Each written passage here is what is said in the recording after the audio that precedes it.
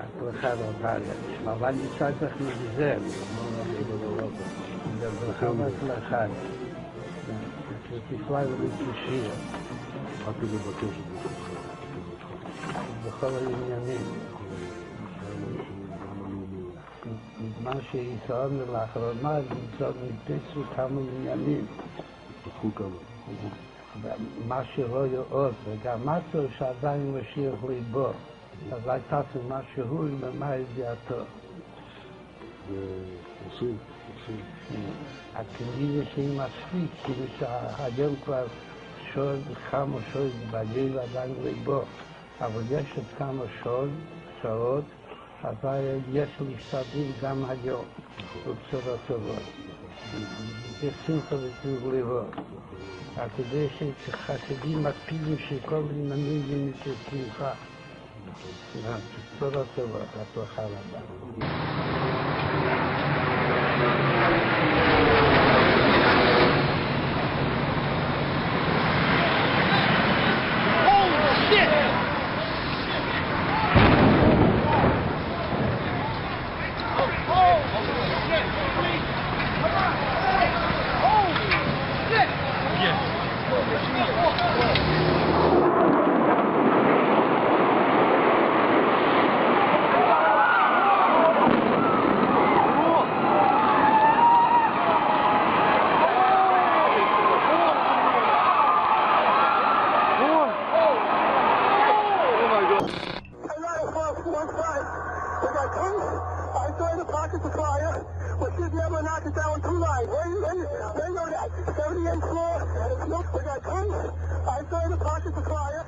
Isolated pockets of fire, 2 water lines to knock them down.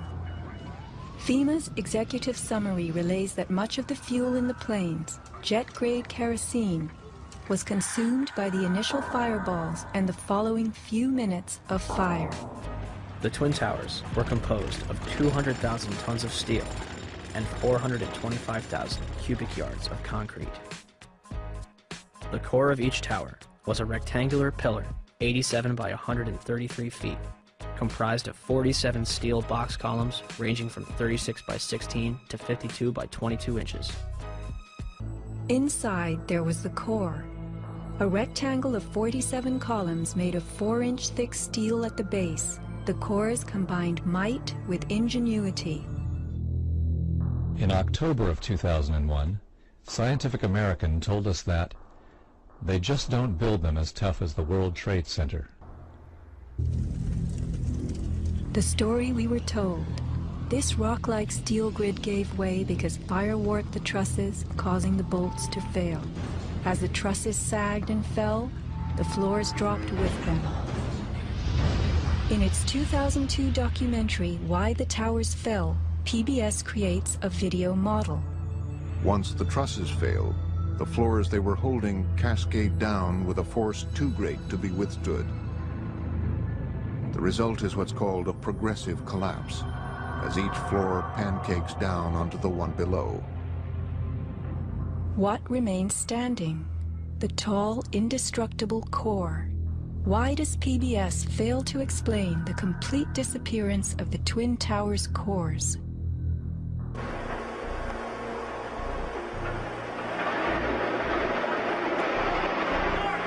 See the firemen assembled here, the police officers, FBI agents. Towers! A huge explosion now, waiting to bring out all of us.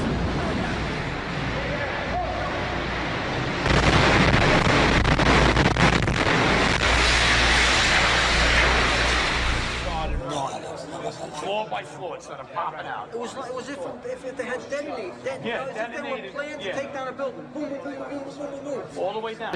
Chief Albert Turry told me that there was another explosion which took place. So according to his theory, he thinks that there were actually devices that were planted in the building. The U.S. and how operatives were directed to carry them out. That is valuable information for those of us who have the responsibility to protect the American people. He told us the operatives had been instructed to ensure that the explosives went off at a point that was high enough to prevent people trapped above from escaping. The explosives went off at a point that was high enough to prevent people trapped above from escaping. Oh my God! That was a bomb that did that. Oh, fuck! Look at that! That was a fucking bomb that did that. There's no goddamn way that could have happened. God! The entire top of the building just blew up. The second explosion and another explosion. We have a report now of a fourth explosion at the Trade Center. There has just been a huge explosion. We heard a very loud blast, an explosion. Not clear now is why this explosion took place. When I was coming through the doors on the other side of the Trade Center, something, either they blew the lobby up or something, because it blew the glass out of the doors and knocked us all down. This is actually, we believe, debris from one of the planes that hit one of the towers on the World Trade Center. The FBI is here, as you can see. They had roped this area off. They were taking photographs and securing this area just prior to that huge explosion that we all heard and felt. Who was behind the terror attacks? Larry Silverstein became landlord on July 24th, less than 2 months before the attack. He then had control of the maintenance and security departments, and he began to replace security personnel. Silverstein brought Frank Lowy into the deal to become landlord of the underground shopping mall. Lowy is a billionaire who owns shopping malls in several nations. After the towers disintegrated, Silverstein demanded insurance companies pay him twice what the policy stated, on the grounds that each tower underwent separate attacks. CBS's Jim Stewart in Washington has been tracking events all day and has the latest. Jim? We're told rescue workers have recovered a passport in the debris. It belonged to one of the dead hijackers. Another development on Saturday. New York officials revealed at a news conference here in the city that a hijacker's passport was found blocks from the World Trade Center crash site, if you can believe that. Not far from here, a passerby found the passport of one of the hijackers. Evidence this disaster scene is also a crime scene. These passports are so magical and so wonderful that, like Gollum's ring, they call to you. They call to who they want to find them, but not any normal mortal. No. The ring calls out only to FBI agents. So the magical Thor's hammer material passports go out of the building, down to the ground, and then once they're on the ground in feet of dust and millions of papers everywhere, the FBI that day finds not one but two of the shards of Thor's hammer, and again, it calls out to them psychically, and they go to it and they have it. The 9/11 Commission says the CVRs and FDRs from American 11 and United 175 were not found. Yet, the FBI claims to have found the passport of Saddam al-Sakami, which managed to fly out of his pocket, through the explosion, and onto the streets of Manhattan below. So, 4 different black boxes, made from the most resilient materials known to man, were destroyed. Yet, a passport, made from a fragile material known as paper, managed to survive? Who writes this stuff?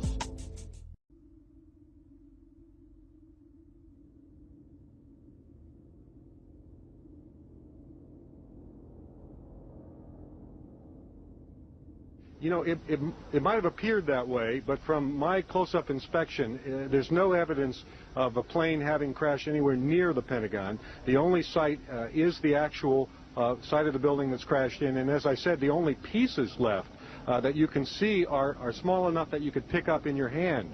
There are no large tail sections, wing sections, a fuselage, nothing like that anywhere around, which would indicate that the entire plane crashed into the side of the Pentagon. Flight 77 looks small in this computer simulation because the Pentagon is the largest office building in the world. More than 20,000 people work there. The high concentration of people means that crashing an airplane into the Pentagon could kill thousands of people. Yet the terrorists hit the only portion of the building that was almost completely empty because it was being renovated. The section hit was the headquarters of Naval Operations, Naval Intelligence, and the Navy Command Center. Army personnel were also killed. A number of accountants and budget analysts were also present at the time and killed in the attack. The Arlington County After Action Report states that important budget information was in the damaged area. It's interesting that 24 hours prior, Donald Rumsfeld publicly made this announcement. According to some estimates, we cannot track $2.3 trillion in transactions. Back on October 24th, 2000, the Pentagon conducted MASCAL, a mass casualty exercise which simulated the impact of a Boeing 757 into the building. I don't think anybody could have predicted that these people would take an airplane and slam it into the World Trade Center, take another one and slam it into the Pentagon. Nobody in our government, at least, and I don't think the prior government that could envision flying airplanes into buildings. But that turns out not to be true. U.S. military planners did envision and practice those very scenarios. As reported by USA Today, the North American Aerospace Defense Command, NORAD, conducted exercises with fighter jets, simulating hijacked planes flown into the World Trade Center in the 2 years before the attacks. Pentagon planners also envisioned the attack on the Pentagon 5 months before it happened. If the terrorist crashed into any other area of the Pentagon, thousands more may have died. Furthermore, one of the purposes of the renovation was to increase the strength of the windows and walls to make them better able to withstand an attack. To summarize, the pilot did a spectacular 270-degree turn to hit the strongest part of the Pentagon with the fewest number of people in it. Well, the simple fact is, Barry, that they didn't know where to go. The reason that they didn't know where to go was because a number of conflicting and overlapping war game exercises were taking place, one of which, Northern Vigilance, had pulled a significant number of North American fighter aircraft into Canada and Western Alaska and Northern Alaska in a mock Cold War hijack exercise.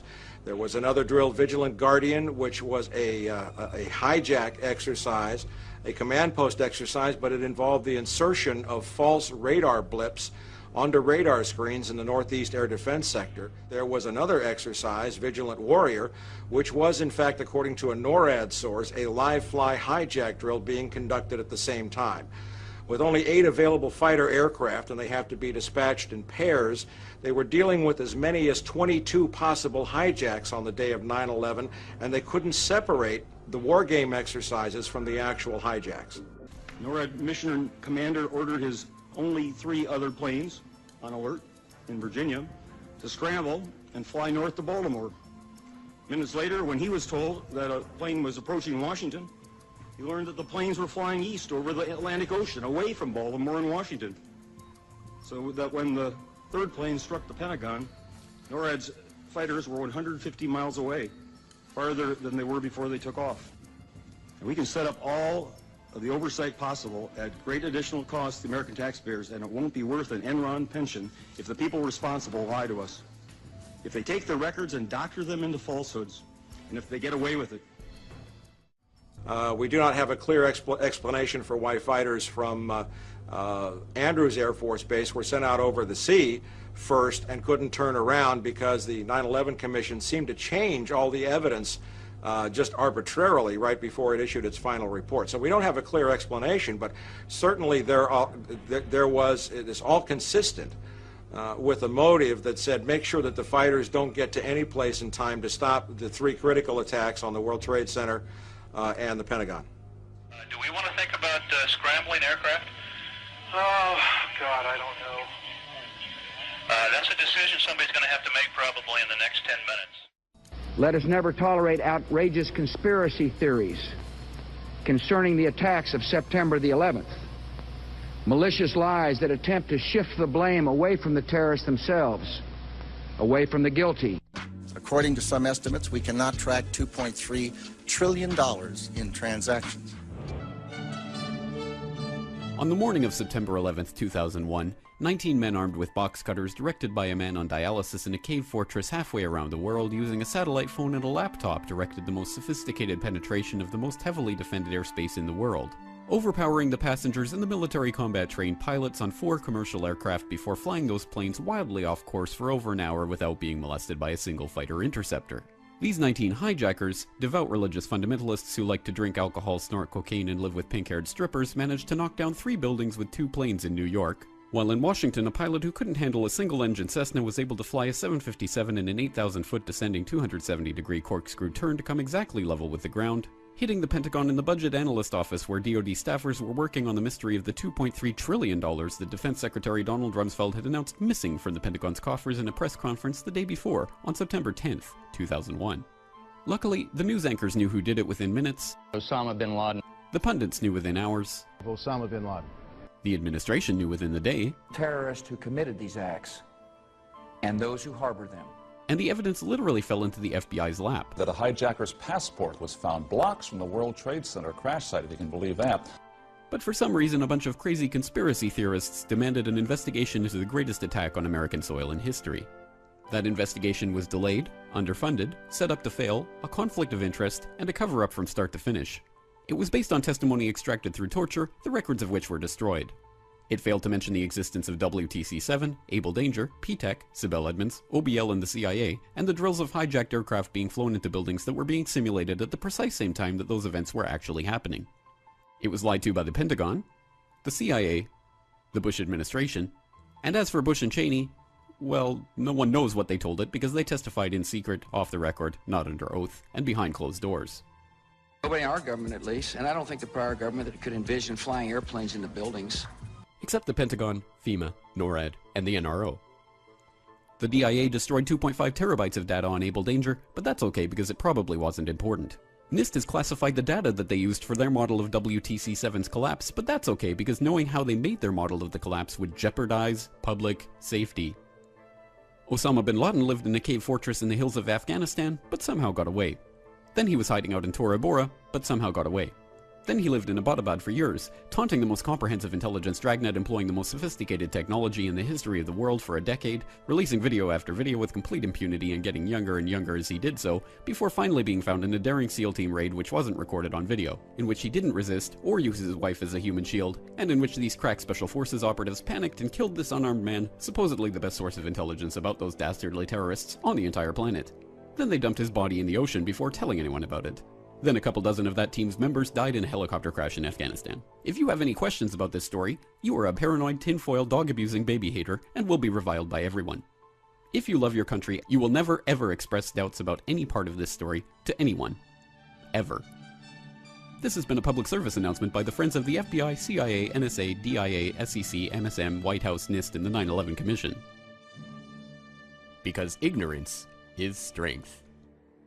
This is a bomb. This is a fuse. A red line should be drawn right here. Before Iran completes the second stage of nuclear enrichment necessary to make a bomb.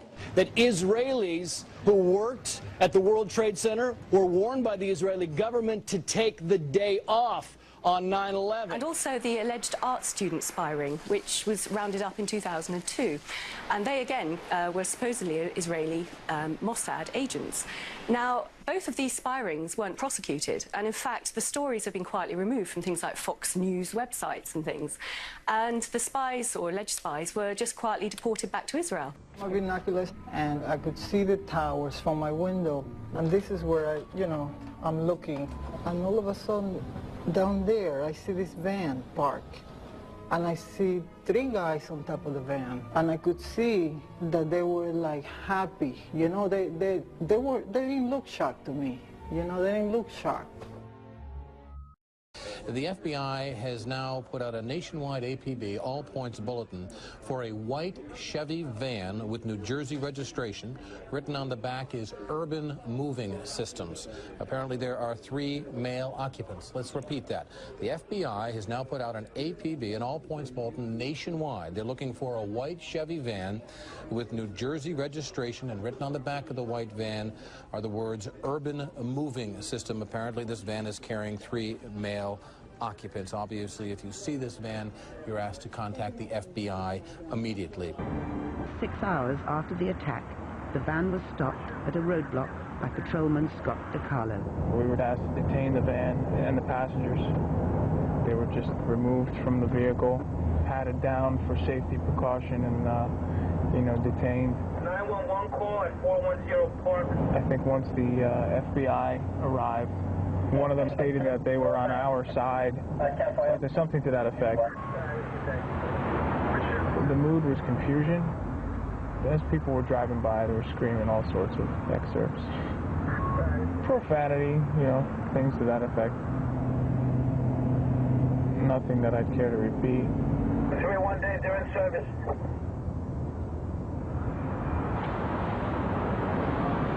Over 2 months of interrogation began. The FBI discovered the men weren't from Al-Qaeda. They were Israelis. A passerby took these photos of the police searching the van. 5 men were inside it. Some had dual nationalities and were carrying more than one passport. Others had flight tickets to leave the US within days. Fearing robbery, one had over $4,000 hidden in a sock. They told interrogators they were working for Urban Moving, a shipping and storage firm run by an Israeli businessman who often employed Israeli students without work permits. The men say there was an innocent explanation for what was found in the van and their behavior on 9/11. They were, they say, simply on a working holiday. Their boss at Urban Moving, Dominic Suter, was questioned by the FBI, but then disappeared back to Israel. It left lots of unanswered questions and fueled suspicion about the 5 men. Tuval Aviv is a counterterrorism advisor to the US Congress, but was once a spy for Israel's Secret Service Mossad. He says Urban Moving was a front company for Israeli intelligence, and that some of its workers were spying illegally in the US. Israel has engaged in intelligence gathering in friendly countries. Some of it is done with permission, and some of it probably has been done without permission in areas that is vital to Israeli interest. Inspector Marino. Inspector Marino, go ahead. Thank you. Why the message about the team? Sergeant Middle 7-5. About the plane. 10-5, the message about the plane. 9414, hold up. 5 the message about the remote control plane. Station service on the air. Central, clear the air for the message about the plane. Alright, at this time, all citywide task force units are to respond to Trinity and Liberty. All citywide task force units are to respond to Liberty and Trinity Place. 10-5, the message of the plane. Be advised, I'm not film, Central. This is for all citywide task force units. Trinity Place and Liberty will be your mobilization point at this time. Trinity Place and Liberty. For CO Central, who's the authority of? Just find a message about the plane. Central, we need the bomb squad and ESU over King and...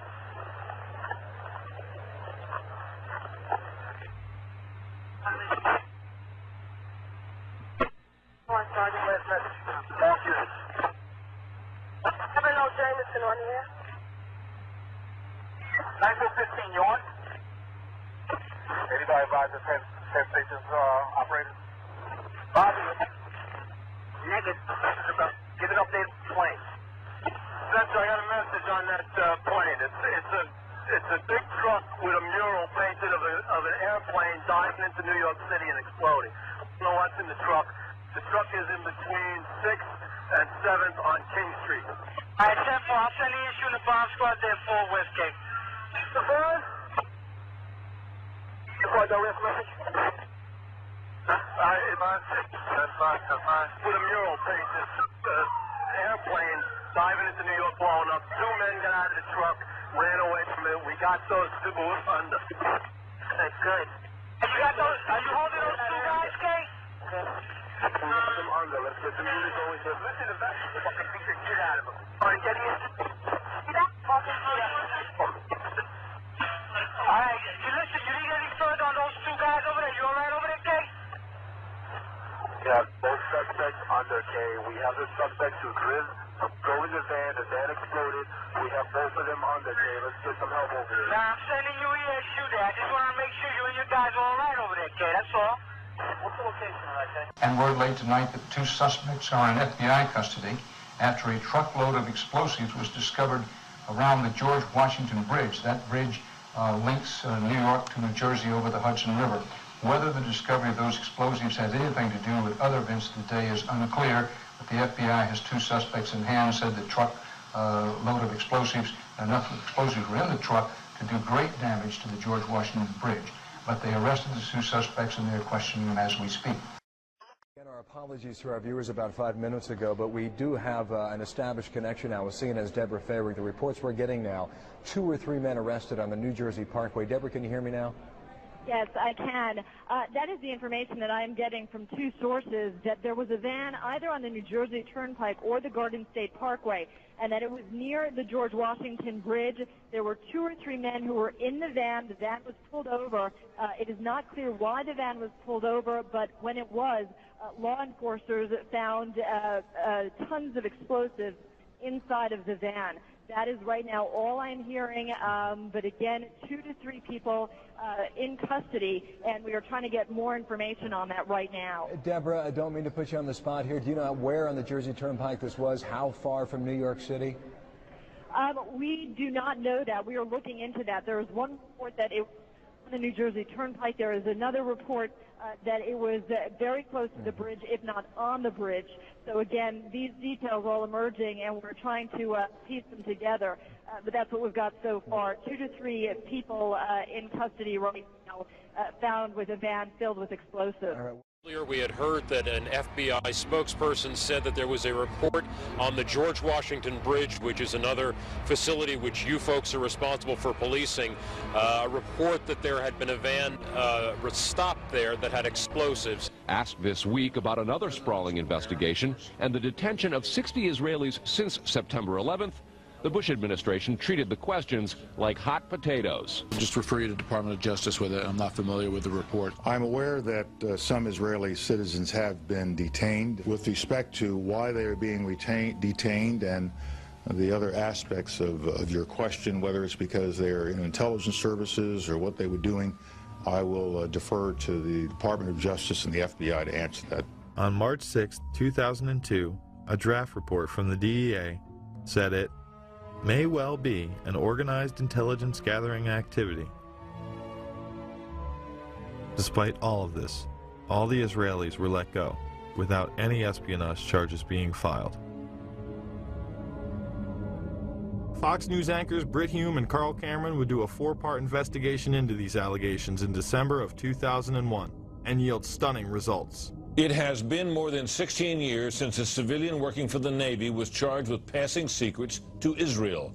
Jonathan Pollard pled guilty to conspiracy to commit espionage and is serving a life sentence.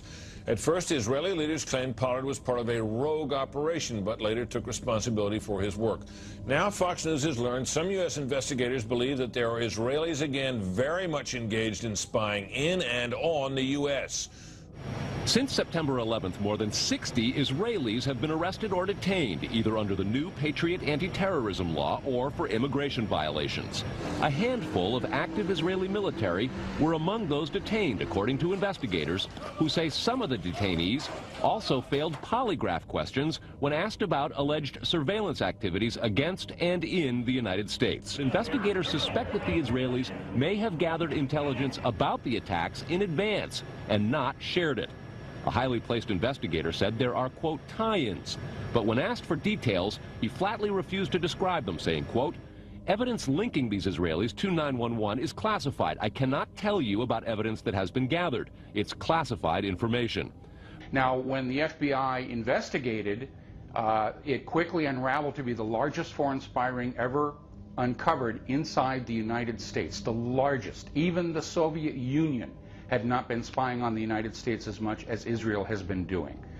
So the FBI started to round up these spies. They started to arrest them very quietly, and they were about halfway through this process of rounding up this spy ring when 9/11 happened. Numerous classified documents obtained by Fox News indicate that even prior to September 11th, as many as 140 other Israelis had been detained or arrested in a secretive and sprawling investigation into suspected espionage by Israelis in the United States.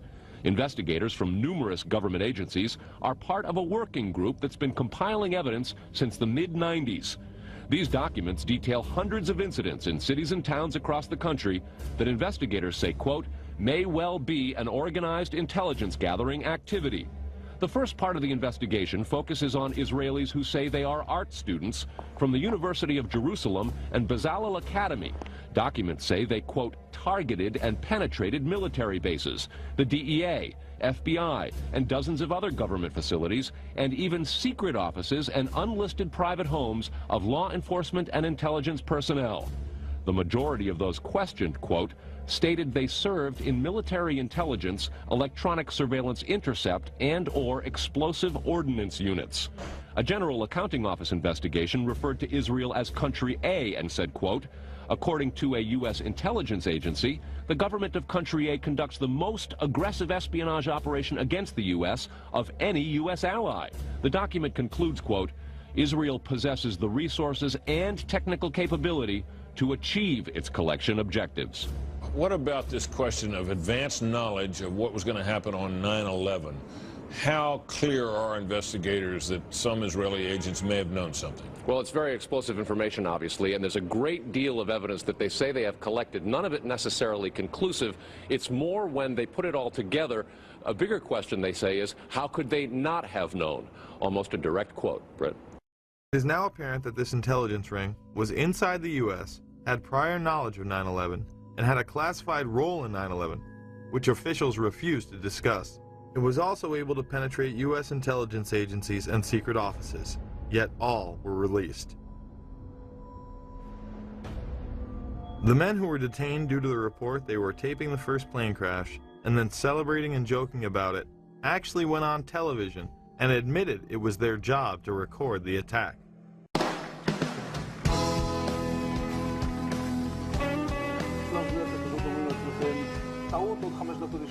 And at that point, we were taken for another round of questioning, this time related to our allegedly being members of Mossad.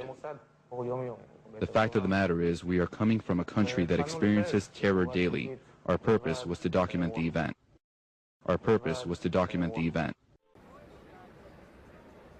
I'm Leanne McAdoo with Infowars.com, reporting here from Times Square. I am standing next to Rudy Dent. He's a 32-year veteran of the New York City Fire Department. He's worked as well with the New York City Police Department. And you retired right after 9/11. He was there on 9/11. He saw World Trade Center Tower 7 come down. Rudy, tell us about what happened that day. Well, I was off that day, and I received a call at home, and I got to see both buildings come down on TV. I jumped on my motorcycle. I did about 120 miles an hour across the Tappan Zee. I reported to my firehouse, and then I got my gear. A bunch of us got together. We commandeered a mail truck, and we made our way down to the site. At that time, Building 7 was still up. I saw Building 7 come down.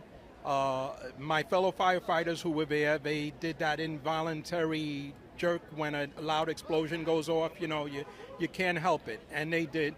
I'm a Vietnam veteran too, so I kind of didn't jump like they did, but there was an explosion. The building did come down in complete classical controlled demolition. It came down on its own footprint. There's no question about that. As a matter of fact, Richard Gage from Architects and Engineers has completely handled that from his area of expertise. Okay. Now we heard rumblings, things that the fire department was saying that they were overhearing Larry Silverstein talking to his insurance company of whether or not he should have the building pulled. I remember getting a call from the fire department commander telling me that they were not sure they were going to be able to contain the fire. And I said, we've had such terrible loss of life. Maybe the smartest thing to do is pull it. And they made that decision to pull, and then we watched the building collapse.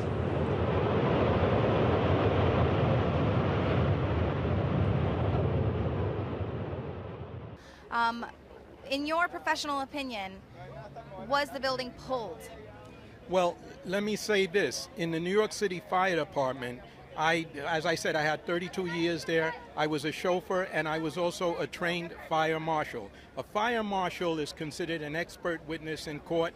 He's like a forensic detective. He has the power to administer the oath, take testimony, and issue a subpoena. That's a lot of power.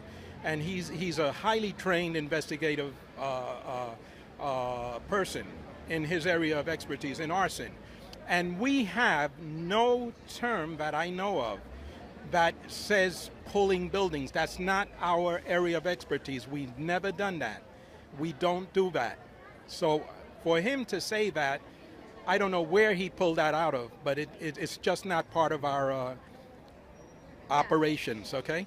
Right, so the fire department doesn't have the training to pull a building, to demo a building like that.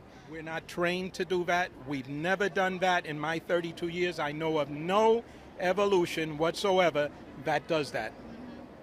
And then talk to me a little bit, obviously, as a professional in the fire department for 30 plus years, they're saying that blaming it on office fires, just a few office fires. Well, if it wasn't so serious a situation, that would be completely laughable. That is ridiculous. First of all, our guys were up there. They were calling for additional hand lines to mop up the isolated pockets of fire. And let me just explain one thing. Never in the history of the world, never in the history of high-rise skyscrapers has ever a skyscraper ever come down because of fire. And I'm talking massive fire. And you know the reason why? Because fire does not burn by itself hot enough to compromise and melt steel. What we had in the World Trade Center, and I saw myself, was molten lava-like pockets of molten steel. All right, I spent the night on the pile searching for bodies, and I saw that with my own eyes. So who are you going to believe? Are you going to believe a bunch of government bureaucrats or my fellow brothers, which I lost 343 guys that day? And I lost Tommy O'Hagan, Bruce Van Hines, and Kenny Kumpel. And I can never forget that. I think of that before I go to bed. I think about it the first thing in the morning when I wake up. And it's in honor of them and their family that I will continue to do everything I can to make the rest of the world wake up to the fact that this was a false flag operation. Right. What did you think about them taking all of the debris away so quickly? That was a crime in and of itself, because the classical thing that any investigator is taught is protect the crime scene. And NIST and the 9/11 Commission lied to the public. I mean, you cannot be that stupid. You cannot be that stupid. In law, as a former police officer, every crime or offense has a degree of mental culpability. Either you knowingly, intentionally, recklessly, or negligently committed the act. And the mere fact that there were obviously the definition of a conspiracy is when two or more people acting in concert knowingly commit an offense or a crime, all right? A misdemeanor or a felony, an offense. That is the definition of a conspiracy. Was this a conspiracy? Absolutely. Yes, it was. And those people need to go to jail for treason. After 9/11, Mr. Silverstein fought his insurers in court to obtain double his policy limits for the destruction of his property, maintaining that the double hijacking constituted two disasters caused by terrorists, not just one. He won and was awarded over $7 billion, a magnificent return on his original $15 million investment. My first reaction is to think about the families of those people, the tragedy, the magnitude of it. However, I firmly believe that we should rebuild. Where were you on September 11th? You know, I was home. And the only reason I wasn't where I was every morning, subsequent to the 26th day of July, my mornings were spent usually at a breakfast meeting at Windows, an 8 o'clock breakfast meeting, Windows, the top of it, and then going down to visit with my tenants, my new tenants, at the Trade Center, getting to know them, understanding their problems and so forth, ascertaining how we could service their needs better, which is one of the first things you do when you acquire a property. You begin to meet your tenants and start talking with them. And so my mornings were spent at the Trade Center, and then by noon I was back uptown. And so that particular morning, because I have light-colored hair and fair skin, and I'm an annuity to the dermatologist, my wife, God bless her, had made an appointment for me at the doctor. And I remember dressing to go to the doctor. I'm finally saying to my wife, I said, sweetheart, I've got so much to do downtown. I got to cancel this. I've got to go downtown. And she said, you're not going to cancel this appointment. You're going to the dermatologist. And, having been married now to the same woman for 46 years, you get this sense of determination on occasion, their voices. And I said, okay, yes, dear, I'll go. And then just minutes later, received a telephone call to turn on a television set and witnessed this horrendous circumstance. The first plane hitting and then the second plane hitting. Of course, with the second hit, it became obvious that this was terrorism. And I said, we've had such terrible loss of life. Maybe the smartest thing to do is pull it. And they made that decision to pull, and then we watched the building collapse.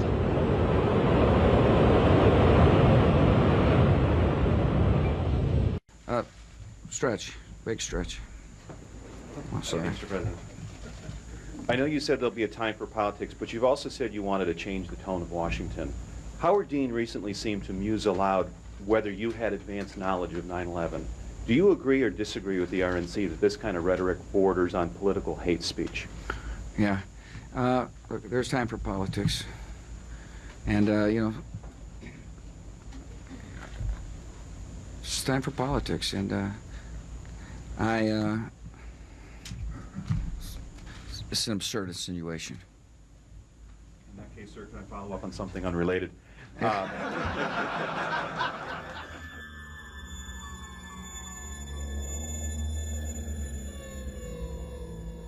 Now, this video clip that we've just examined came again from the Naudet brothers documentary that was being filmed in the streets of New York City on the morning of September 11th.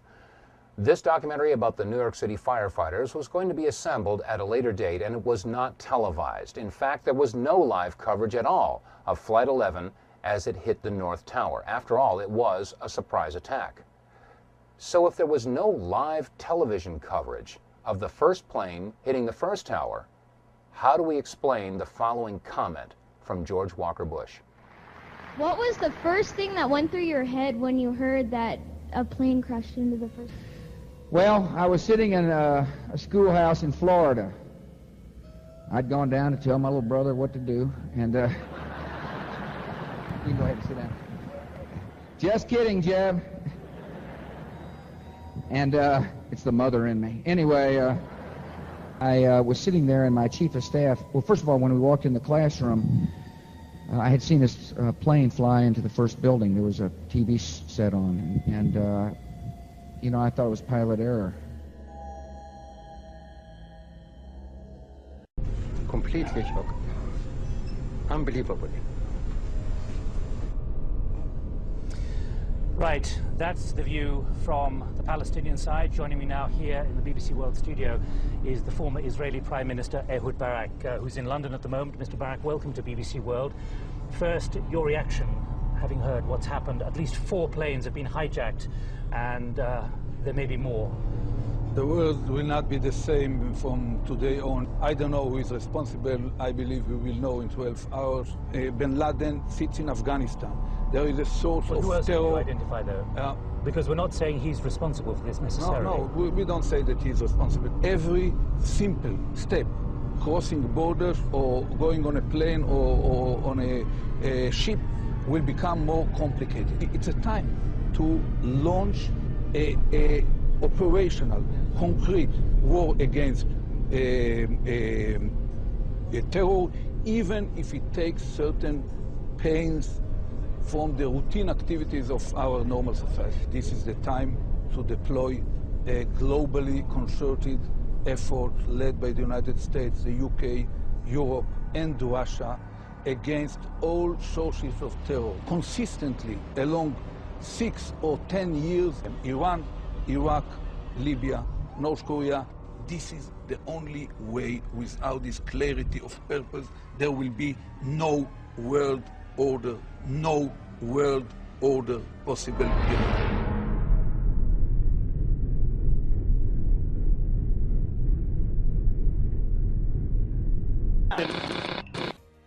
In the months leading up to the event, American negotiators had warned Afghanistan's Taliban that they were interested in securing right-of-way for proposed pipeline projects, and the U.S. would achieve this with either a carpet of gold or a carpet of bombs.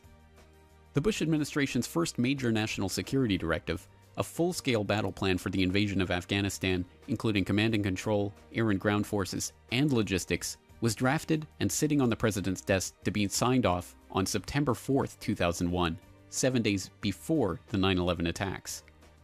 The invasion proceeded as planned in October.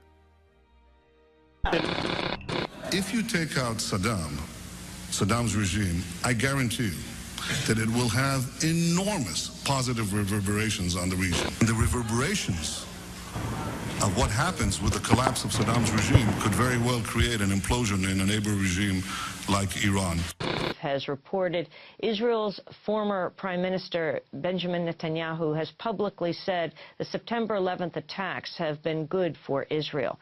Netanyahu said, quote, "We're benefiting from one thing, and that is the attack on the Twin Towers and Pentagon and the American struggle in Iraq."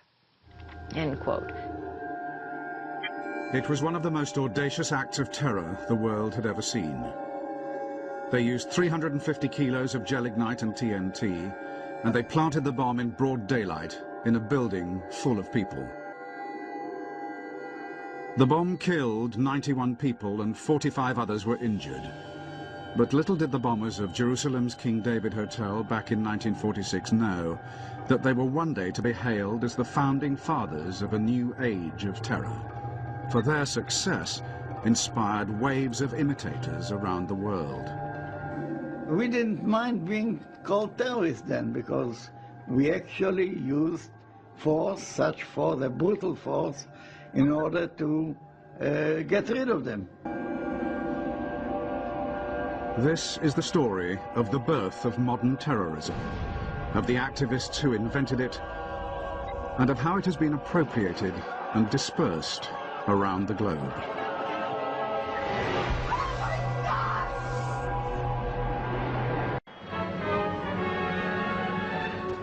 After a bomb explosion caused by terrorists on the British headquarters at Jerusalem, one entire corner of the King David Hotel, a building of 7 stories, was razed to the ground. The stone floors were cut clean. In scenes eerily reminiscent of New York 55 years later, the Jerusalem bomb was the beginning of terrorism as a media event, designed to capture the world's attention. The latest casualty list included 65 killed, 47 injured. The perpetrators, Zionist Jews, members of Menachem Begin's Irgun terrorist network. Begin, who would one day become Prime Minister of Israel, described this tactic as turning Palestine into a glass house, where the entire world was looking in. I think it was one of these acts of violence that, ahead of its time, I mean, in an era before CNN, before instantaneous news, was choreographed precisely to attract international attention. We were a minority, but we were a minority with a clear ideology that we must have a Jewish state. The bombing of the King David Hotel was perhaps one of the most significant terrorist incidents of the 20th century. For many decades, it actually held the infamous record of having killed the largest number of people. In a fight for liberty, you have always those who are more, call them extreme, or more adamant, or call them staunch, and they want it immediately, not to wait for the Messiah.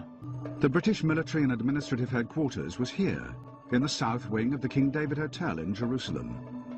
The luxury hotel itself still functioned with guests, restaurants, bars, and Sudanese waiters.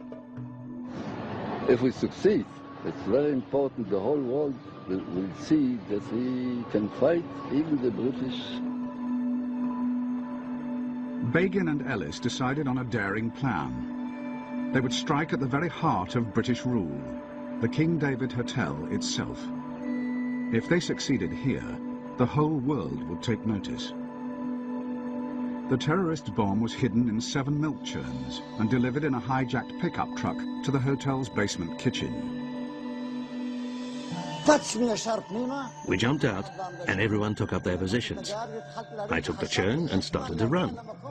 I was thinking, how do I get to the place where I have to put the churn down? That's how I started. Anyway, there were lots of people around in the corridor, and we tried to move them out of the way. Here, there, to the side. But there were some who resisted, but we threatened them with our weapons. I wasn't dressed as a civilian or a soldier. I was dressed like an Arab, with a jalaba and a keffiyeh, with that ring on your head. You know, like, oh, what's he called? The leader of the Arabs. You know, Arafat. There were 7 churns, weighing 350 kilos in all. I ran until I reached the place where I had to put it down, with the churn on my shoulder. I carried on, until I got to the place where the British people were. I saw a pillar that used to be here, and I put the churn down and ran away immediately. I waited in my position until all the churns were together, and then the time would come for the explosion. All the churns together were like one whole man, a complete bomb. The bomb went off at 12:37 and was devastating. But of the 91 dead, only 28 were British. 17 Jews died alongside 41 Arabs. Of all these, 54 were innocent civilians, unconnected to the British authorities in any way. Once more, the civilized world has received a rude shock at the hands of fanatics whose wanton act is contrary to the dictates of all creeds alike and imperils the best interests of the cause that it strives to promote.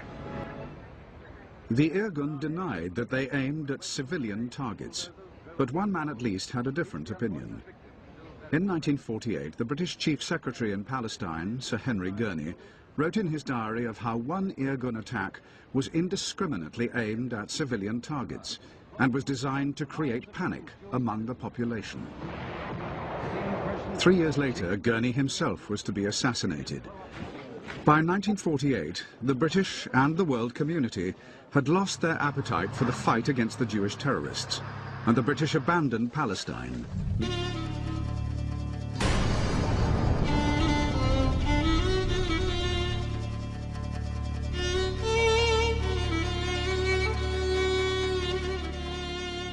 I was among the people that conquered Akov.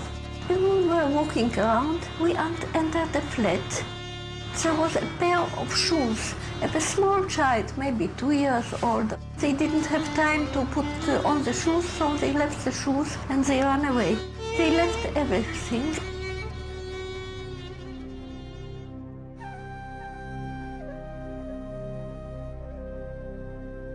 We found out that there was a systematic expulsion of Palestinians, and there was, as I said, there was an ethnic cleansing operation taking place. The most infamous campaign was the massacre at the village of Deir Yassin, where over 100 men, women, and children were systematically murdered. هذا البيت كان متخبين فيه أنا وولادي وأخويا موسى. نكليت أنا معد أخوي موسى مشان نتونس بالله فيه. هذا البيت. أجي قال لي لما كنا بالبيت كنا مش كسر خبطنا الكنبلة وجينا صورتنا وبنت الصوابت اللي مسحوا ولادي وكان بعد ما راحت المراكة الحالة كانت كسروا الباب علينا وطلعونا بدهم يقتلوا أخوي مسدبة فيه على وجهها اللي يقتلوه وتناولت 250 ليرة من عدة وقلت يا خواجة بس مشان الله الطالب بدها قلت ليش قال لي كتير انت كويس هات المصاري بارس اخوتي الحنو شو تسوي فيها اخوتي الحنو اجراك يا ويلي هي زمتك على السلام تحرم وضرب الهود حط لك الخمسين ويكون اصفي موسى قدامك حط لك 5 مليون تحت راسها. Villagers were expelled en masse and massacres occurred in many places. Once Zionist troops occupied the village that resisted them, they would round up all the men according to lists the intelligence officers would provide. On the whim of the local commander, they would either shoot them or march them away. The biggest expulsion and massacre happened in the city of Lid Ramle. 50,000 people were expelled from the city in a single day. 426 men, women, and children were killed by the Zionist forces. The general in charge of the occupation and expulsion of Lid Ramle was Yitzhak Rabin, who would later become Israel Prime Minister, serving 2 terms. Early June 1967. The 6-day war in the Middle East between Israel, Egypt, Jordan, and Syria is underway.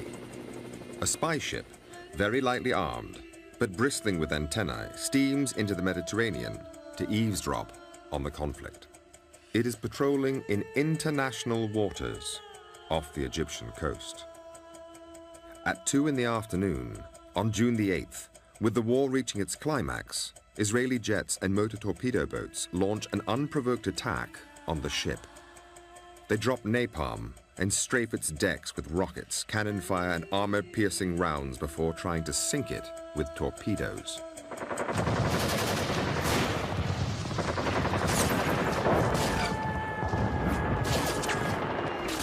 We had no way to defend ourselves, and it was just, we're just slaughtered. And they shot at the life rafts that were put into the water, and they shot the ones that were still on board the ship. Bullet holes, shell holes everywhere, blood. The forecastle, the front part of the ship, was just red with blood.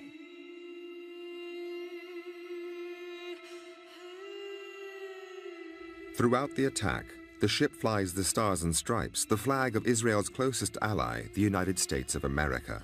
Its name, the USS Liberty, is freshly painted on its stern, and the bow carries the distinctive numbers of an American naval vessel. Out of a crew of just under 300, there were 34 killed and 172 injured in varying degrees to life-threatening, life-debilitating injuries. So that was more than 2/3 of the crew. By the time the Liberty arrived off the coast of Egypt on the 8th of June, the war had just 2 days left to run. Israel had seized the old city of Jerusalem, the West Bank, and the Gaza Strip. Jordanian forces were beaten, and Egypt was conceding defeat. Only Syria held out. The airwaves were dead. The only voices we did get were those of Israeli or Hebrew was what we were hearing. My name is Bob Wilson. I worked for NSA on June the 8th, 1967. What we were trying to monitor, find something coming from the direction of Egypt. There just was nothing. They owned the skies and the ground and everything. I don't think there was anything moving at that time that they didn't know about. I was listening to the chatter the night before. They knew it was an American ship that came into the area. They knew who we were.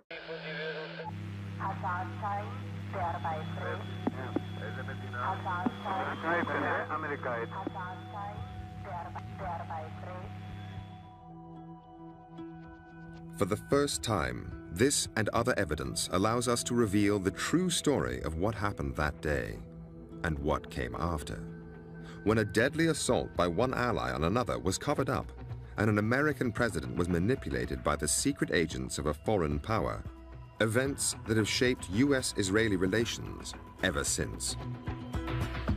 They jammed radar sets at the U.S. Embassy in Tel Aviv, so the Americans couldn't detect their jets taking off to launch a surprise assault on Egypt. Meanwhile, the USS Liberty was sailing across the Mediterranean into the war zone. Liberty was a state-of-the-art intelligence-gathering vessel of the time, and what we did is we were a listening ship. My name is Lloyd Painter. I was a research officer. We could receive any signal that was out there, low band, high band, anything, intercepting it, recording it, and we did have on board some translators who could have immediate translation of what was going on. We would actually bounce signals off the moon back to NSA. 5:15 a.m., first light. The ship's log recorded an Israeli photo reconnaissance plane flying over the Liberty. It was easily identifiable as a NOR-Atlas aircraft, and those are photo reconnaissance aircraft. Israeli records obtained by Al Jazeera show that their reconnaissance plane reported the Liberty as an American spy ship, hull number GTR-5. Well, I was on the bridge. I'm John Scott. I was the damage control officer. And it circled the ship kind of in a broad circle and headed back towards Israel. Israeli planes then continued to fly over the Liberty all morning. And they would do half-moon passes over us, and we saw that they were Israeli. They were slowly lumbering over our ship, and we were waving at them, they were waving at us. They were sophisticated, almost as sophisticated as we were as far as surveillance and technology. They had everything. We supplied them with all the technology to this day. And I felt that we were in great shape because they knew who we were. They're our friends. We felt safe. Actually, it was a secure feeling to see them. There was one other thing which made the crew feel safe. We had an American flag flying the standard, and then we put up the holiday colors, which is a huge American flag. And it was a bright sunny day with the wind blowing, I don't know, 5 or 10 knots. The flag was unfurled. You could see it for miles. Meanwhile, Israeli military jets were on their way. On the real-time audio tape obtained by Al Jazeera, at 1:53 p.m., the pilots asked their base control about the ship.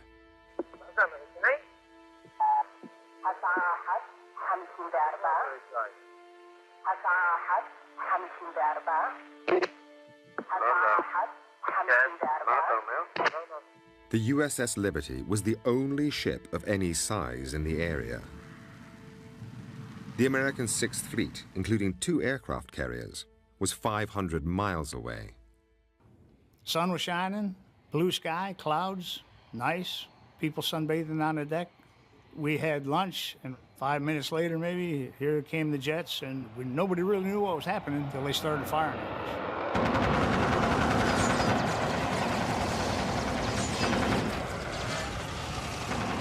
The captain said to me, alert the forward gun mounts, we're under attack.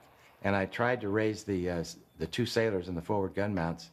I looked out, and they were blown to pieces by the rocket. When the attack started, and we realized that we needed help, we tried to communicate with the Sixth Fleet. They were jamming both our distress frequencies and our tactical frequencies. The tactical frequencies is all right, but the international distress frequencies is a violation of international law to jam them, and the Israelis were jamming them. And we could not get a signal across. Here's the question I have to ask. Who would know the frequencies other than an ally? And who was the ally in the war? It wasn't Egypt. It was Israel. They would know, and only they would know in this conflict, what our frequencies would be. Now cut off from the outside world, the crew on the Liberty was defenseless. We had 450 caliber machine guns on board that were basically there to repel any boarders that might come by, you know, a pirate situation. Certainly weren't designed to bring down jet aircraft that were hammering at us. But you can't shoot a jet going 600 miles an hour with a 50 caliber machine gun. It doesn't work. It was just a surreal scene. People who had been standing there earlier joking and laughing were now dead, dying, and with the walking dead and wounded. It was just unreal. Gasoline barrels stored on the deck of the ship burst into flames. The crew rushed to try to put out the fires. I was watching the aircraft as they circled around, and when they got to coming back towards the ship, I'd just holler at him, down. They'd fire and circle back around. We'd jump back up and keep fighting the fire. The rocket noise is horrendous. When a rocket explodes, you can't escape a rocket. I don't care where you go. What the crew didn't know was that at 2:03, the Israeli pilots were ordered to use a new, much deadlier weapon.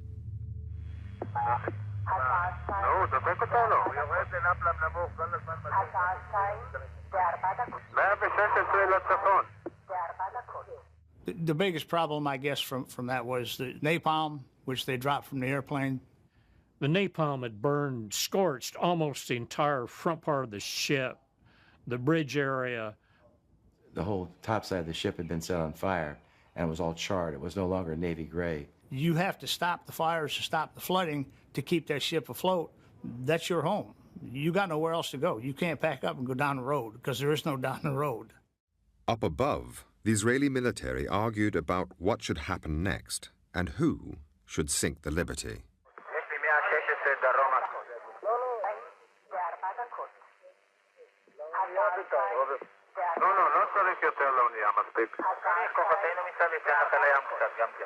I remember thinking, I was in pretty good shape then. I said, I think I could swim it to the shore. And then I thought sharks. And I thought a lot of things, all quickly, you know.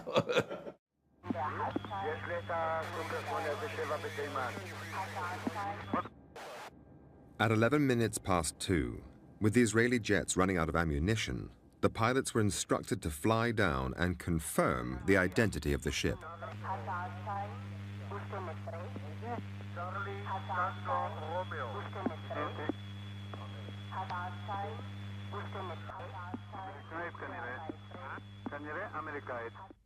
The jets then pulled out, but 3 Israeli Navy motor torpedo boats were already on their way. At 2:35, the Israeli motorboats fired 5 torpedoes. 4 missed, but 1 hit.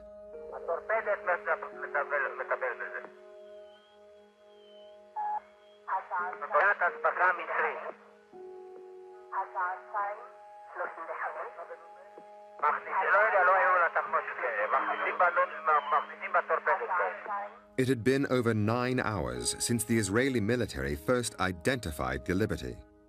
Israeli planes had flown over it repeatedly, and 20 minutes earlier, their control tower had confirmed it yet again as an American ship. 25 Americans were about to die in a single moment. This is what it looks like when a torpedo hits a ship the size of the Liberty. The torpedo threw us up in the air like a roller coaster. It felt like one coming down. Dead silence, lights all off, smoke and haze everywhere. I went back to the drinking fountain and filled it with blood. Reached down to get a drink, and a black man stared back at me.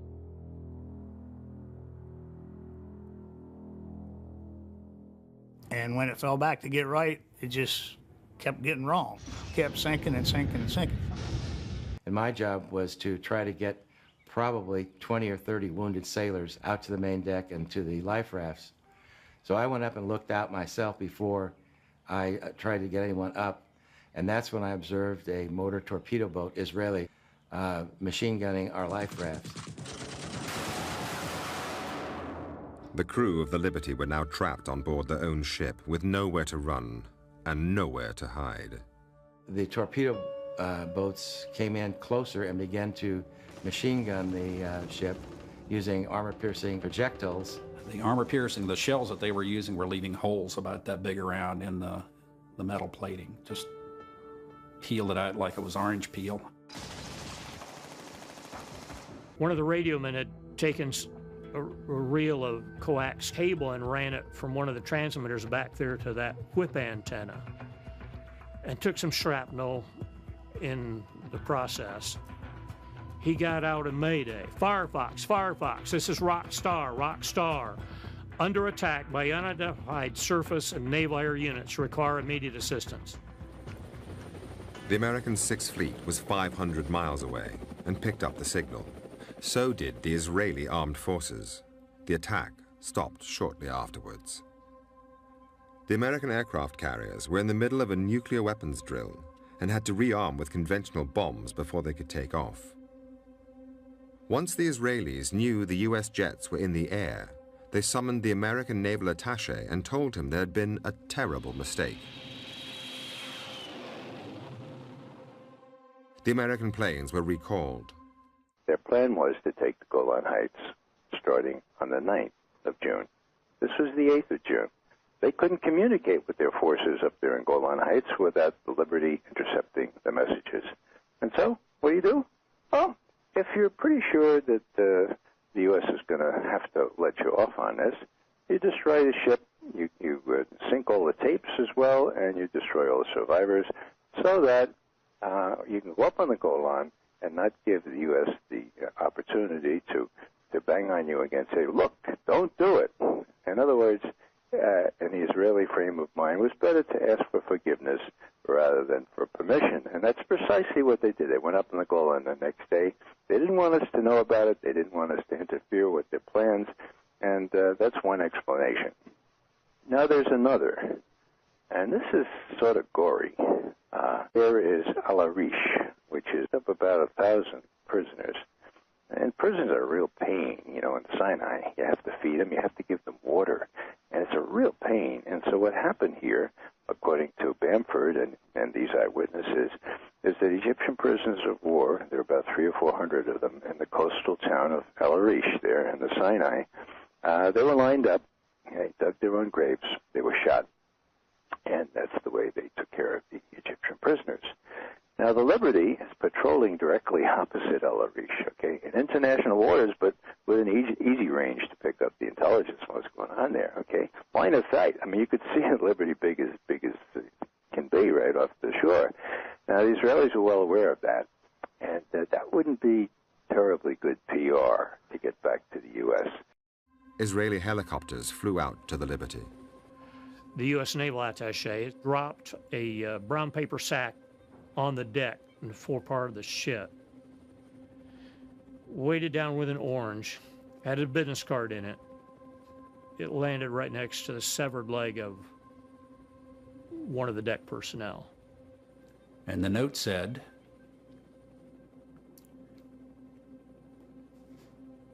"Do you have casualties?"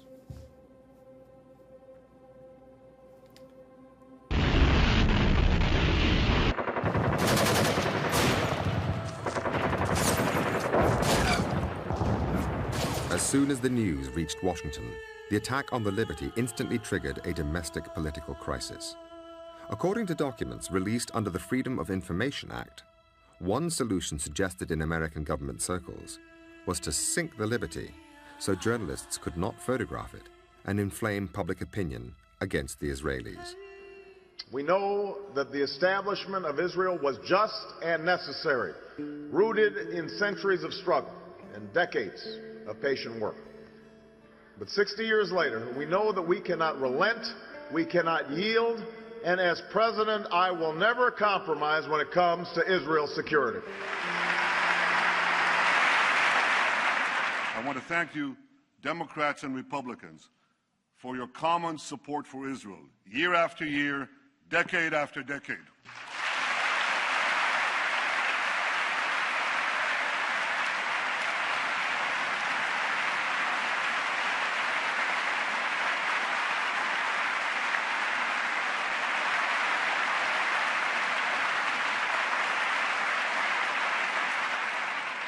I know that no matter on which side of the aisle you sit, you stand with Israel.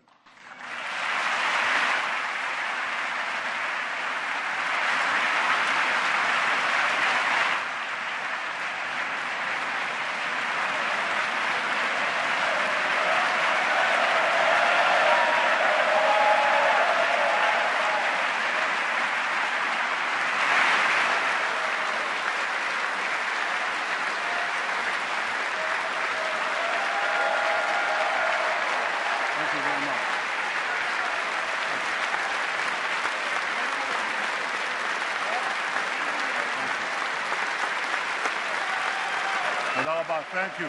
Thank you very much. Thank you all. You're wonderful. Thank you, America. Thank you. Thank you.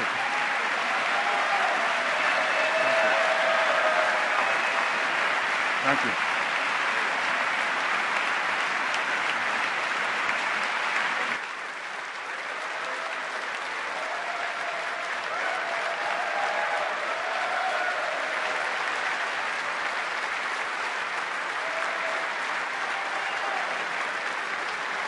Honor here, but we have some of your reaction during the speech, and you look less than thrilled hearing the speech. And as we roll it back, let me tell you what the National Review said. Rand Paul's outspoken views against muscular foreign policy and foreign aid. You look less than enthused while the Prime Minister spoke. What were you thinking? You know, I think what's funny about it is that you have these gossipy websites who really demean themselves by putting stuff like that out. I gave the Prime Minister 50 standing ovations. I co-sponsored bringing him here. And on the day that I also decided to co-sponsor the Corker bill that says any final deal has to be approved, we have gossipy websites looking up at, you know, the metric of how fast you clap. I mean, I think they demean themselves by putting that out. Do you think that is Netanyahu right, that the president can't be trusted on getting a secure deal out of Iran? Well, that's, you know, I'll get to the heart of this speech now. This man from a foreign government walked into the United States legislative chamber and tried to take over U.S. foreign policy. He said, you should trust me, not your president, on this. I am the man you should trust. I am your true leader on this question of U.S. geopolitics. To protect yourself, you must listen to me and not to this president. It was a startling situation to allow someone to come in knowing that that was going to be their message in the chamber of the U.S. Congress. This was a decision made by and certainly complied with by Netanyahu and his ambassador Dermer. They went into the U.S. Congress to take over U.S. foreign policy today from the president. It's a remarkable day when the leaders of the opposition in Congress allowed this to happen. Think it through. What country in the world would let a foreign leader come in and attempt to wrest from the president control of U.S. foreign policy? And that's what the applause was about today. That was what the battle of applauses was about, to take power away from the president. So we'll see. It may succeed. We may see that there's going to be a lot more legislative intent here in terms of any treaty, a stronger push by Congress to insist on a vote up or down on any treaty. But clearly that was what was going on here.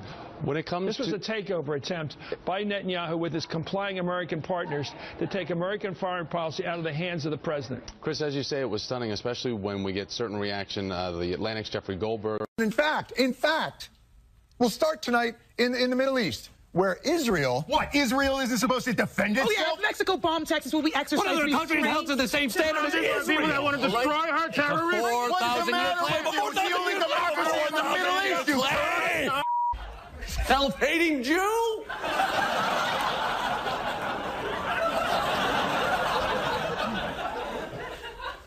That was weird.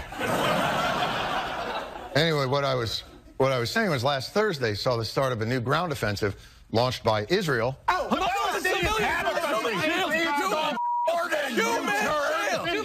Tradition!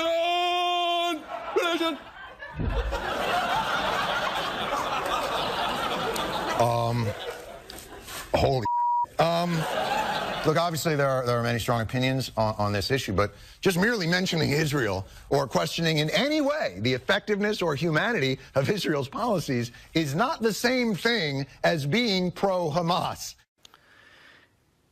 Can you read that? Can somebody read that for me? United Nations Resolution 3013 from 1973 states, the struggles of peoples under colonial and alien domination and racist regimes for the implementation of their right to self-determination and independence is legitimate and in full accordance with the principles of international law. Legitimate and in full accordance with the principle of international law. This describes the Palestinian struggle,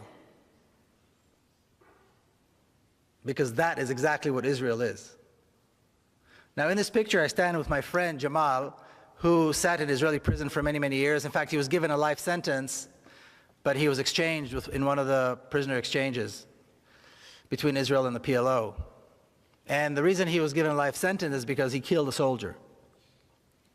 He and 3 others, saw 2 young Israeli soldiers guarding a bank in Ramallah, of all things. And soldiers are usually fully armed, of course. And they approached them and they stabbed them to death with a knife. And for that, they were later on, beaten, tortured, and arrested and given life sentences. But when I see the picture of the 2 of us standing side by side, I have to wonder, which one of us is really the terrorist? Because according to this, it's certainly not him. I, on the other hand, served in the Israeli army, an army of occupation, an army of oppression, an army whose sole purpose is to make sure that he does not have a state, he does not have rights, and he dare not resist. So yes, my army has uniforms and commanders and generals, but which one of us is really the terrorist? Alan Sobrowski is a writer and consultant specializing in national and international security affairs.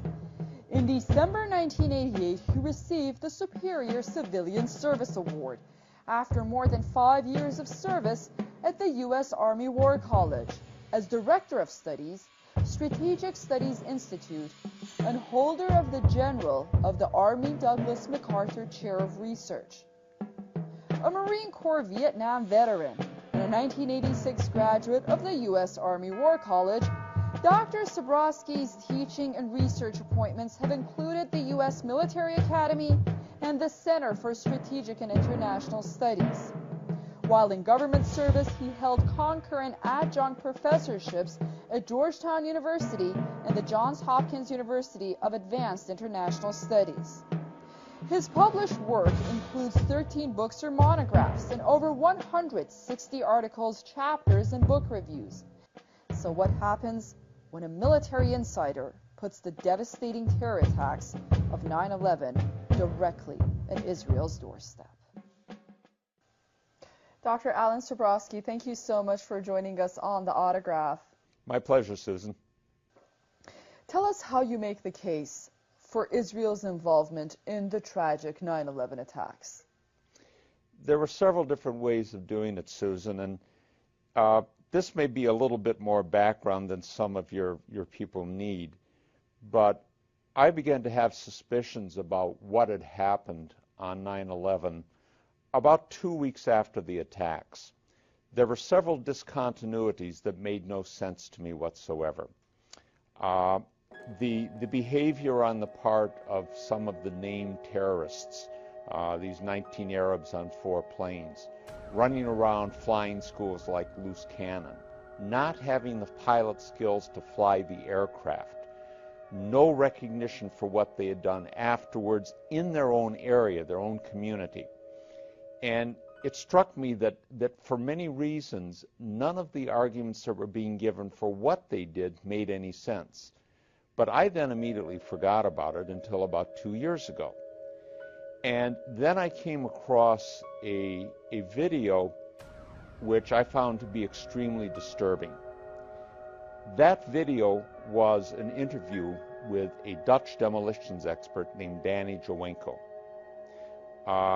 And it concerned the collapse of the 3rd World Trade Center tower to go down on September 11th. This was the 47-story World Trade Center 7, the 3rd tallest building at the World Trade Center.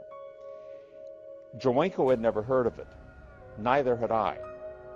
And when you looked at the building, you saw that there was effectively no damage to any face of the building. It had not been hit by a plane. It had not been taken major trauma from debris, and it went straight down into its own footprint in about 7 seconds in what was visibly a controlled demolition. You know, and it was pretty clear that whatever those 19 named Arabs on 4 planes, 2 of them at the World Trade Center, had or had not done, they could not have had any possible effect on that 3rd building going down. Shortly after that, I came across, partly out of my own curiosity, which this definitely aroused, and a very extensive video, both of which I've cited, by the way, in some of my recent articles, which were taken on 9/11 itself from what became Ground Zero, the base of World Trade Center 1 and 2, the Twin Towers, involving police, emergency services personnel, newspaper and television correspondents, and you can see and hear secondary explosions at the base of the World Trade Center buildings. Now, planes impacting at 800 to 1,000 feet above the ground are not going to cause secondary explosions at the ground floor. And this followed over into other reports, also there on September 11th, about vans in the area, white vans. In one case, a van was picked up by police and people arrested at the access to a major bridge. The van was filled with explosives, and the 2 people in it were Israelis. In Bergen, New Jersey, same day, a van with several people in it had set up cameras. Before the first plane hit, they were filming the Twin Towers, and they were celebrating. High fives. It was a good thing for them. Residents called police. Police arrested them. All 5 were Israelis. What intrigued me, in addition to angering me, was that within days, all of these reports disappeared from the media. Most Americans don't know that a 3rd building went down at the World Trade Center. Most have never heard about the secondary explosions reported by CNN, ABC, Fox, and others at the foundation of World Trade Center 1 and 2. None have ever heard about the vans. So I began looking at this very carefully, and one of the things that I began looking at was just what would it have taken for a special operations group of any particular nationality to have done 9/11, either by having taken control of the operation we have been told about of the 19 named Arabs on 4 planes, or having run a parallel operation where you have 4 planes being hijacked, but there is another operation being done with those in concert.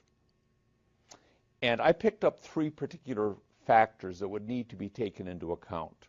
One was motivation, a second was expertise, and the third, the critical one, was access. Now, when it came to motivation, it's probably a very sad commentary on where we are in the world today, that there are an awful lot of countries and groups out there in the world that have either real or contrived reasons to hate America. It wasn't that way when I was a young man, but then many things weren't the same way now as they were when I was a young man. But almost all of the groups and countries that might want to do this only had a negative reason for doing it. They wanted to hurt us. The Israelis had a positive reason, and it's one that a number of their supporters had talked about from the 1990s on up, and what was called the Project for a New American Century, whose members included, by the way, later Vice President Richard Cheney, later Defense Secretary Donald Rumsfeld, and many of the so-called neoconservatives, most of them Jewish but not all, who came into the first Bush administration. Israel had a positive reason, and was get the United States involved in a war in the Middle East with a powerful, enraged, anti-Islamic strain within the American public.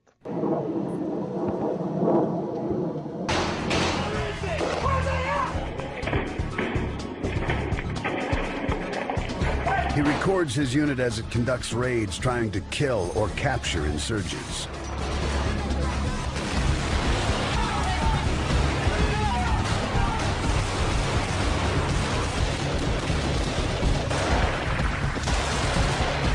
This house-to-house combat is not what America envisioned when the Iraq War began 2 years earlier. Elsewhere in the city, Marines take fire from insurgents hidden around a mosque. They respond by launching a Hellfire missile and a 500-pound laser-guided bomb into a perimeter wall. Arab news channel Al Jazeera broadcasts images of injured and dead, including women and children.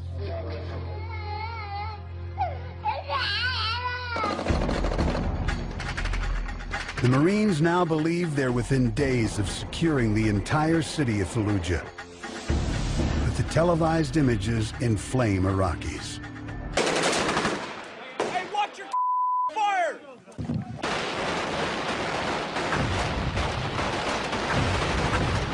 The next day, President Bush orders a ceasefire. After a bloody 3-week battle, the Marines pull out of Fallujah at the end of April. Foreign fighters now flood into the city. The perceived U.S. defeat strengthens al-Qaeda's control over the Sunni insurgency. Soon, another televised scandal does even more to strengthen al-Qaeda's power in Iraq. Media outlets release photographs of American soldiers abusing Iraqi detainees at Abu Ghraib prison.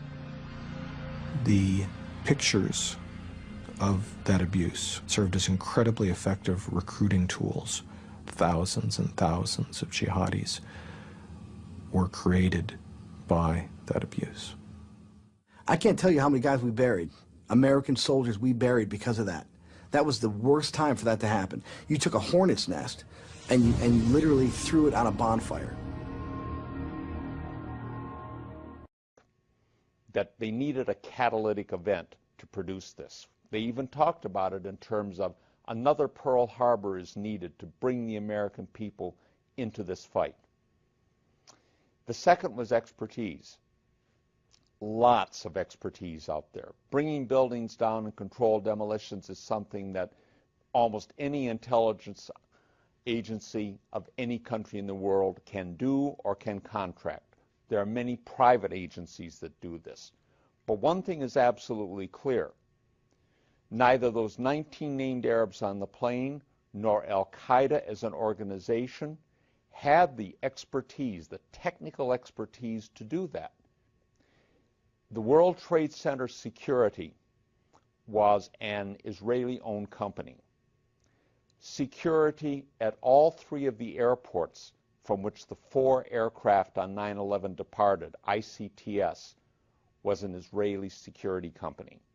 That security company, by the way, also had security at the airports in Paris and Amsterdam later, from which the so-called shoe and underwear bombers departed. The security company at the World Trade Center had 24/7 state-of-the-art electronic surveillance and foot patrols. Wiring a building for a controlled demolition, and I must confess here, this is not my specialty. I have heard what people who do this for a living have said about it, but it is not my specialty. But the description of it in the video of Danny Jawenko that I mentioned to you is a very good one on this. And he described it in which if you needed to do it in a few hours, you would need 30 to 40 people, fewer if you had more time, cutting open the walls, literally cutting open the walls, all the way around the building, implanting the explosives, running detonator cord and cable, wires to put them to a control system, coordinating all of this activity. This is not something that involves the casual bringing in of a briefcase and leaving it at the foot of a building's elevator and going out again. This is extensive work, and it would require the type of extensive sustained access that could not go unremarked by the security forces in place on this.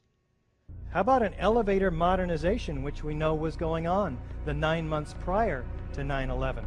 Yes, Elevator World, March 2001 documents it. In fact, they were in the middle of this modernization. There are people who noted that the elevators were locked in turn and that there were guards placed at these locked elevators during the modernization.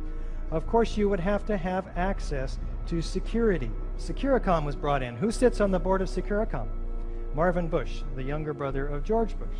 Then a team of loading experts who would have access to all the core columns and beams. The rest could be accomplished at that point by just the right kind of explosives for the job at hand. The choices are many out there.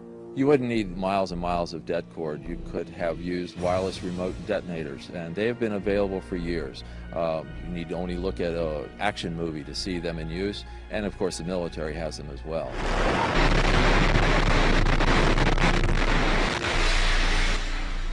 In the case of thermite cutting charges, you would have heard far less noise, since they are worked by thermal heating, melting of the steel, rather than an explosive cutting as in RDX charges.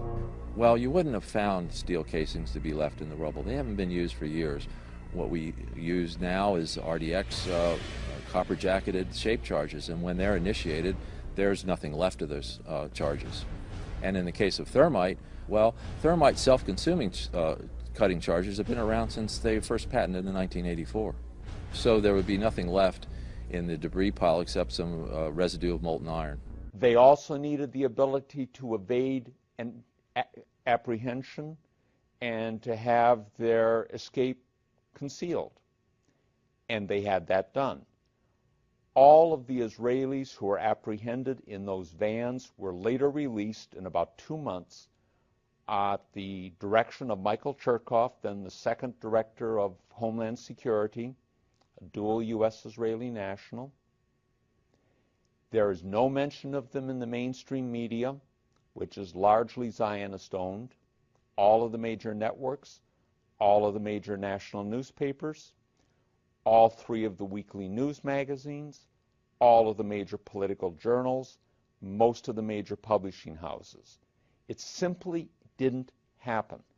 The only thing that happened on 9/11 that was discussed in the media, that have been accepted by the government, that was described in the 9/11 Commission, are 19 named Arabs on 4 planes bringing down 2 buildings. And the rest of it, in Orwellian terms, has become a non-event and a non-story. All I would suggest to people is that you look at the films of WTC-7, that third tower going down on September 11th. You look and listen to the reports on September 11th with the secondary explosions. These are not fantasies. They happened. You look at the reports on September 12th of the apprehension of Israelis with vans of explosives and cameras filming the events on September 11. These are not fantasies. And you look at the people riddling the American government, all of the Middle East people in State Defense and the National Security Council, Deputy Secretary of Defense Paul Wolfowitz, Undersecretary of Defense for Policy Douglas Feith, who used to be a friend of mine, by the way, from Philadelphia. These people were all part of the neoconservative movement. Many of these people are dual U.S.-Israeli nationals. All of their primary allegiance is to Israel. And it is very clear that over a period of the last 40-odd years, that the penetration of the American political process, the effective subordination of the Congress in particular to Israel, when an Israeli prime minister can get 29 standing ovations from a Congress that can't give that much support to one of their own presidents, no matter how outlandish the statements, you have something as close to a puppet agency as you're going to find. Our policy in the Middle East has for decades been manipulated increasingly in terms of what benefits Israel and not what benefits the United States, even when that policy is articulated and supported by individuals who are sworn officials of the United States government. And to me, when a sworn official of the United States government, whether or not that person has dual Israeli citizenship, manipulates American policy, contrives crises and tragedies like 9/11, contrives wars like Afghanistan and Iraq, and now tries to get us into a war with Iran, all in the service of Israel, spending American lives in that process, they commit high treason, and they need to be treated in that manner.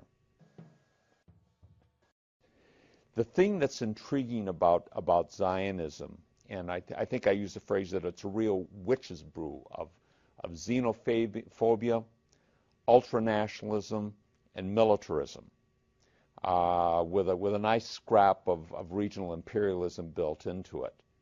Most nationalism is not like that. Most nationalism is intended to be a unifying force, but it doesn't go to such an extreme level.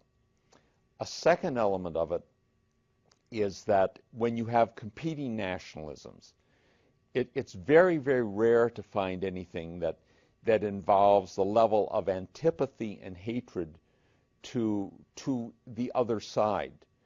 Do you think the Lord would wish bad for others? He doesn't wish bad for others. How many lands did he give the Arabs? How many Medina did he give the Arabs? So that gives you the right to kill tens of thousands of other Arabs? Yeah. You have the right to kill tens of thousands of Arabs and take over their homes. Killing them because they're...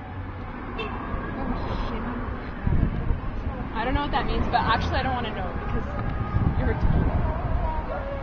Now get out of my land. Get out of my land. You get it? I hope someday you will realize. No. Someday you will learn. You get it? Someday you will learn. Someday you are a child. Someday you will learn, and hopefully you will be at peace with yourself. Okay? I wish the best for you. You get out of I my wish land. the best for you. Trying to break your camera? Listen, you. Yeah? Break it. I'll break it. Okay, buddy. It's okay. Calm down.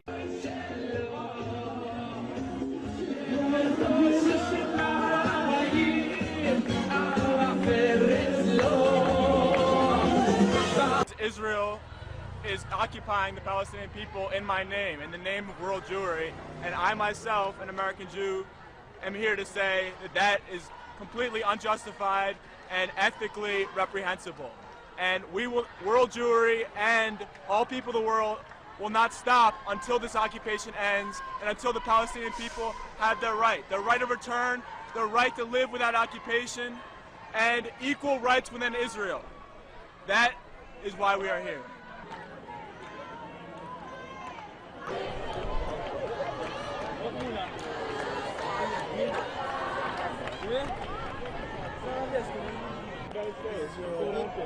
This is my passport. I will not give you my passport. I'm not giving you my passport. I have a right to be here. I have a right to be here. Don't push me. Do I need to call my... I'm going to call my consulate right now. Get off me. Do I need to call my consulate right now? Do I need to call my consulate right now? Call the consulate. Call the consulate.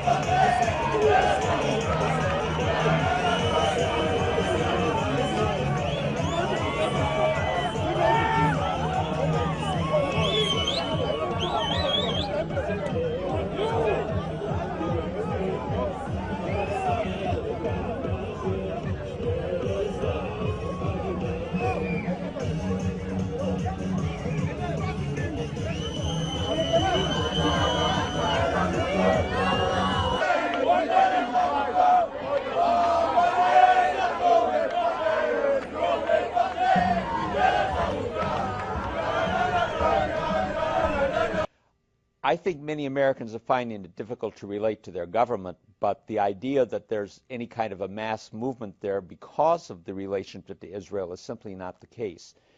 There is no vehicle for that type of opposition to have been created. There is not even an awareness on the part of most of the American people about the details of 9/11 that I mentioned to you. One of my last article was much more of a practical, how do we get the word out? And I think that if people did understand what had really happened at 9/11, you could very rapidly see a very substantial reorientation of public opinion. Is there anything else that you want to say to anyone out there, anyone who might be wanting to come forward but they're scared? I want to thank you because you're all we have. InfoWars, right? And independent press to try to get the word out to the public because the public is mesmerized by the mainstream media. And let me give you my opinion of the mainstream media.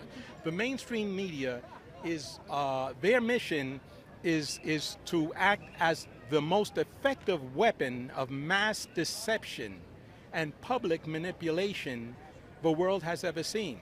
And if you don't think that's so, ask anyone any taboo question that the mainstream media frowns upon with its army of trusted celebrity prostitutes. Right. All right? We've seen and you will see a sadly predictable knee-jerk reactionary response from the public, because that's what they've been trained to believe and trust in. Right. All right? Absolutely. Well, we are very glad that you took the time to speak with us to try and help break through that paradigm. We see, you know, here it is, it's very much like they live all around us with all this programming and just consistent programming with the ceremony. And we're just so thankful that people like you aren't afraid to speak out, aren't afraid to be laughed at, aren't afraid to be, you know, your friends say, what are you doing, man? Come on, maybe disrespectful. You know, I think times are telling, because, as you know, my name is Rudy Dent. I did an interview with Ludowski, yeah. And that interview got over 51,000 views and still climbing. It got over 1,500 likes, and it only got 32 insults. Right. All right? The people, that's not bad. They're ready for the truth, and they can think, you know, 13 years, people are going to forget. We will never forget. We remember. You remember this. The founding fathers were up against impossible odds. They were up against King George III, upon whose holdings the sun never set. They were only 4%, and look what happened. Absolutely. America. Yep. Thank you so much. Okay. Well, Liam McAdoo reporting from Times Square, and there you have it. The people are ready for truth. It does not matter how many of these anniversaries go by, the truth will reveal itself in due time. This is the time to deploy a globally concerted effort led by the United States, the UK, Europe, and Russia against all sources of terror. Consistently, along 6 or 10 years, Iran, Iraq, Libya, North Korea, this is the only way. Without this clarity of purpose, there will be no world order, no world order possible here.